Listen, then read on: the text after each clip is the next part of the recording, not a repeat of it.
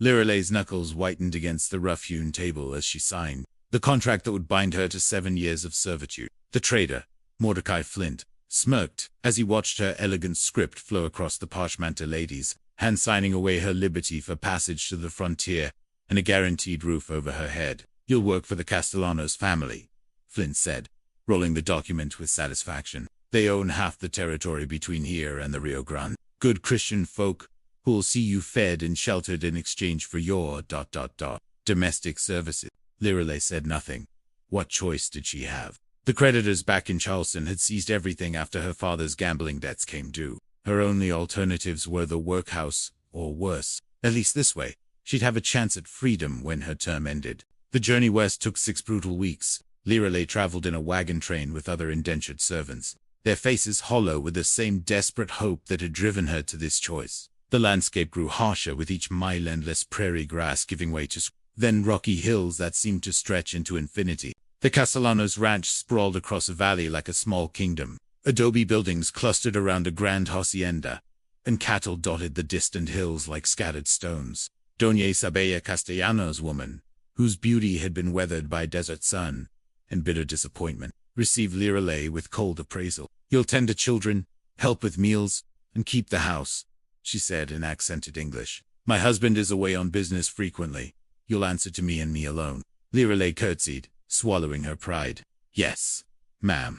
The work was relentless. The Castellanos' children, 3 boys aged 7 to 12, were wild and undisciplined. They spoke rapid Spanish when they wanted to exclude her, threw tantrums when crossed, and seemed to view her as little more than a servant to be tormented. Don Carlos, when he was home, barely acknowledged her existence, except to bark orders. But it was the isolation that truly wore at her soul. The other servants were kind but distant, speaking mostly in Spanish. The nearest town was a day's hard ride away. At night, lying on her narrow cot in the servants' quarters, Liralay stared at the ceiling and wondered if she'd traded one prison for another. 3 months into her servitude, everything changed. She was hanging laundry in the courtyard when she heard the thunder of hoofbeats. The children playing nearby suddenly went silent, their faces pale with fear. Liralay looked up to see a lone rider approaching her, Comanche warrior on a paint horse, his presence commanding despite being outnumbered by the ranch hands, who were already reaching for their rifles. "Nobody move," called the foreman. "Let him state his business." The rider dismounted with fluid grace. He was tall and lean, with copper skin and ink-black hair that fell past his shoulders. Intricate tattoos marked his arms, and he wore traditional buckskin decorated with beadwork that caught the sunlight. But it was his eyes that held Liralay transfixed, dark as storm clouds, intelligent and utterly fearless. He spoke in perfect English, his voice carrying the authority of someone accustomed to being obeyed.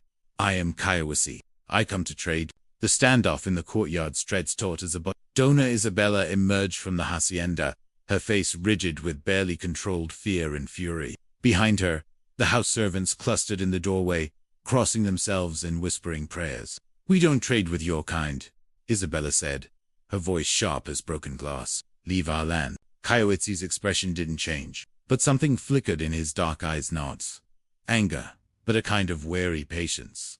"Your cattle wander onto sacred ground. They trampled the graves of my ancestors. I offer fair exchange horses for your promise to keep them south of the Red Rocks." "Our cattle go where they please," Isabella snapped. "This is our land now." "Your papers say so," Kayawasi replied calmly, "but the earth remembers different truths."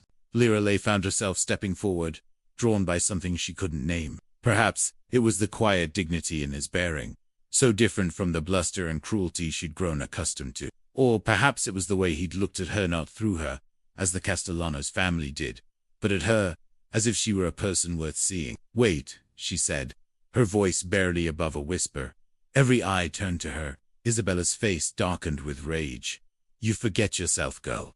Get back to your work." But Kayawasi was studying Liralay with new interest. "You have something to say."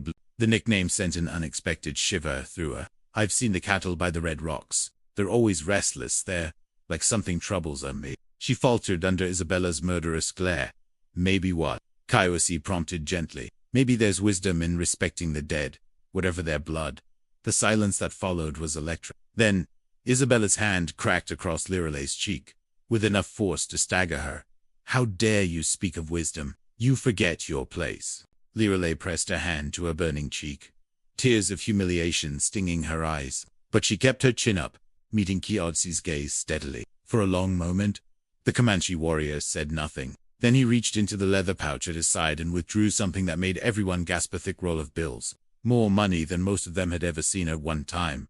"I buy her," he said simply. Isabella's eyes widened with greed even as her mouth twisted in disgust.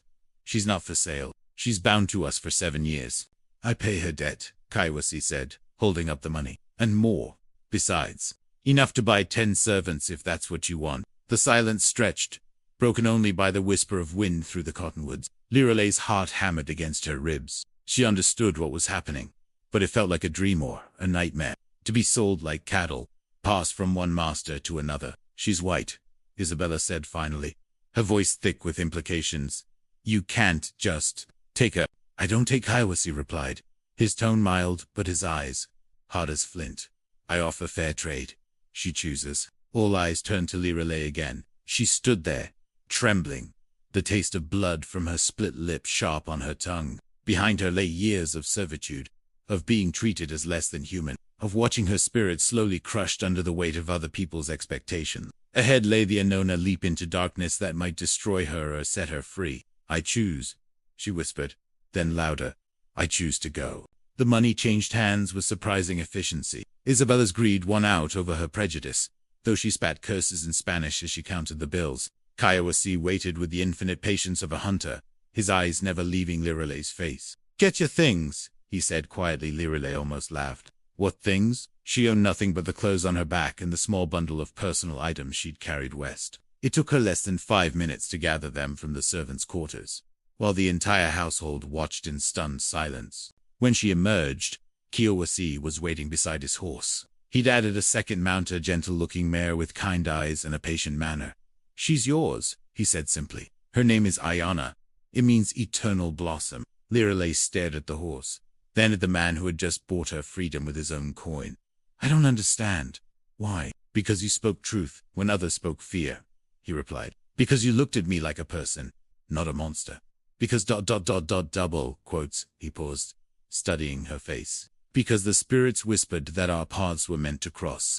She wanted to ask what he expected from her, what price he'd demand for his generosity. But something in his manner, the careful way he helped her mount, the respectful distance he maintained suggested that whatever his motives, they weren't what she'd learned to fear from men. They rode in silence for the first hour, leaving the Castellanos' ranch behind as they headed into the wild country beyond. The landscape here was harsher, more beautiful red rocks thrust up from the earth like the bones of ancient giants, and the sky seemed to stretch forever in all directions. "Are you taking me to your people?" Lirelei finally asked. Kaiwasi shook his head.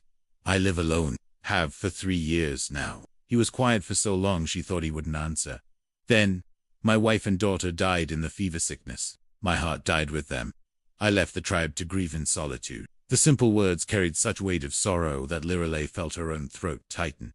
"I'm sorry." "The dead are at peace," he said. "The living must find their own way to healing." They made camp that night beside a clear stream, the water singing over smooth stones. Kaiwasi built a fire with practiced efficiency, while Lirelei sat awkwardly nearby, unsure of her role in this strange new dynamic. Was she his servant, his property, something else entirely? "You're afraid," he observed as he prepared a simple meal of pemmican and wild onions. "Shouldn't I be? Perhaps, but not of me." He handed her a portion of food. "I won't touch you without permission. I won't force you to anything you don't choose freely. You're not my slave, Blue. You're my guest." "Then what happens when you tire of having a guest?" He looked at her across the fire, his dark eyes reflecting the flames. "Then you'll be free to go wherever you choose. But first, let me show you something. What it means to be truly free. Not bound by papers, or debts, or other people's expectations. Free to be who you were meant to be." That night, lying wrapped in a buffalo robe under more stars than she'd ever seen, but for the first time in months, she wasn't afraid of the next day. Whatever lay ahead, it would be different from the slow death of servitude she'd left behind. Kaiwasi's home was not what Lirelei had expected. Instead of a tipi or crude shelter, she found a sturdy cabin nestled in a hidden valley, built from stone and timber with obvious care and skill. A garden grew beside it, vegetables and herbs arranged in neat rows. A small corral held several horses, and beyond that, A clear stream wound through cottonwoods whose leaves whispered secrets in the wind. "You built this yourself?" she asked, unable to hide her amazement. "Over 2 years," he replied, dismounting. "After I left the tribe, I needed something to do with my hands. Building gave me purpose when grief took everything else." The interior was sparse but comfortable, a main room with a stone fireplace, a simple kitchen area, and 2 sleeping chambers separated by a curtain. Everything was clean and well-maintained. Speaking of a man who took pride in his surroundings, even in solitude, "The smaller room is yours," Kaiwasi said, setting down her bundle. "You're welcome to change anything you like." Lirelei touched the soft deerskin that covered the narrow bed, overwhelmed by the luxury of privacy. At the Castellanos ranch, she'd shared cramped quarters with 3 other servants. "I don't know how to repay you. You don't need to. Everyone wants something." He turned to face her, and for the first time, she saw something vulnerable in his expression. "I want ... companionship. Not the kind you're thinking," he added quickly, seeing her tense. "I want someone to share meals with, someone to talk to when the silence becomes too heavy, someone who might understand what it means to be cut off from the world they were born into. And if I can't give you that, then you'll still have a home here as long as you want it." The days that followed established a rhythm unlike anything Lirelei had known. She woke when she chose, ate when she was hungry, and spent her time however she pleased. Kaiwasi made no demands, asked for nothing beyond her presence at the dinner table, and occasional conversation. She began to help with the garden, finding peace in the simple act of tending growing things. Kaiwasi taught her to identify edible plants, to track game, to read the sky for weather signs. In return, she shared stories of her former life, the books she'd read, the music she'd loved, the dreams she'd harbored before debt and desperation changed everything. "You were educated," he observed one evening as they sat by the fire. "My father believed daughters should be ornaments, but intelligent ornaments," she said with bitter humor. "I can speak 3 languages, play piano, and recite poetry. Very useful skills for frontier life. Knowledge is never wasted. It just waits for the right moment to be useful."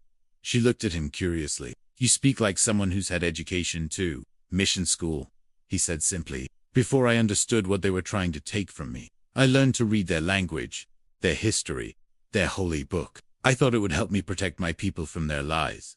"Did it?" His laugh was bitter. "No, but it taught me that wisdom can come from any source, even enemies." As weeks passed, Lirelei found herself watching him more closely, the way he moved with unconscious grace, the gentleness in his hands when he tended injured animals, the quiet strength that seemed to emanate from him like heat from banked coals. She began to understand that her fear had been misplaced, not because he was harmless, but because his strength was tempered by honor. One morning, she woke to find him gone. His horse was missing from the corral, and a note in his careful handwriting lay on the kitchen table. "Gone to trade. Back in 3 days. The valley is yours." For the first time in her life, Lirelei was truly alone. No masters, no servants, no expectations, just herself and the vast silence of the wilderness. She expected to feel afraid, but instead found herself She sang as she worked in the garden, danced alone in the cabin, and discovered that solitude could be a gift rather than a burden. When Kaiwasi returned, she was waiting for him with a meal prepared and questions she'd never dared ask before. "Why did you really buy me?" Lirelei asked as they shared the venison stew she'd prepared. 3 days of solitude had crystallized her thoughts, and she needed to understand the truth of her situation. Kaiwasi set down his spoon, considering her words. "At first, because I saw someone trapped, like a bird in a cage, and because you showed me respect when others showed only fear. And now, double quotes." He met her eyes across the rough-hewn table. "Now, because I've remembered what it feels like to have someone to come home to." The honesty in his voice made her breath catch. "I'm not your wife, Kaiwasi. I'm not replacing what you lost." "No," he agreed. "You're not." Ayana was sunshine and laughter, quick to anger and quick to forgive. "You're different in deeper waters, older sorrows. You're not replacing anyone, Blue. You're becoming something new." Heat rose in her cheeks at the way he said her name, the careful reverence in his tone. "What if I don't want to become anything? What if I just want to be free?" "Then you'll be free. But freedom and love aren't opposites. Sometimes they're the same thing." That night, Lirelei lay awake staring at the ceiling, her mind churning. She'd felt something shift between them, a recognition that went deeper than gratitude or companionship. But love? Could she trust herself to know the difference between love and desperation? The answer came a week later when strangers arrived at their valley. Lirelei was working in the garden when she heard horses approaching. 3 men in dusty clothes, their faces hard with the kind of purpose that meant trouble. She recognized one of them, the foreman from the Castellanos ranch. "There she is," he called, pointing at her. "The runaway." Kaiowasi appeared from the cabin, moving with the fluid grace of a predator. "She's not running from anything. She's stolen property," the second man said, showing a badge. "Contracted for 7 years of service. The Castellanos family wants her back." "I have the papers," Kaiowasi replied calmly. "Her debt was paid in full. Papers can be forged," the marshal said. "And even if they're real, taking a white woman to live in sin with a savage is against the law." Lirelei felt the familiar taste of fear and humiliation, but this time it was mixed with something else. "Rage, I chose to come here. You're not capable of choosing. Joaquin's, you're just a foolish girl who doesn't know what's good for her." "I know what's good for me," she said, standing and wiping her hands on her skirt. "And it's not being treated like property by men who think they own me." The marshal's hand moved to his gun. "Come along peacefully, and we won't have to make this ugly." Lirelei looked at Kaiowasi, seeing the calculation in his eyes.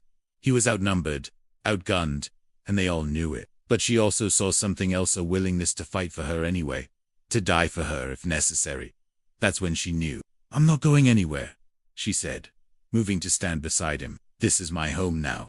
"The hell it is," the marshal snarled, drawing his weapon. But Lirelei was already moving, pressing herself against Kaiowasi's side, feeling the strength and warmth of him. "Then you'll have to kill me first," she said quietly, "because I'd rather die free than live as anyone's property." The standoff stretched tight as a wire. Then Kaiowasi spoke, his voice carrying the authority of someone who'd led men into battle. "You have 2 choices," he said. "Leave now, or explain to your families why you died trying to enslave a free woman."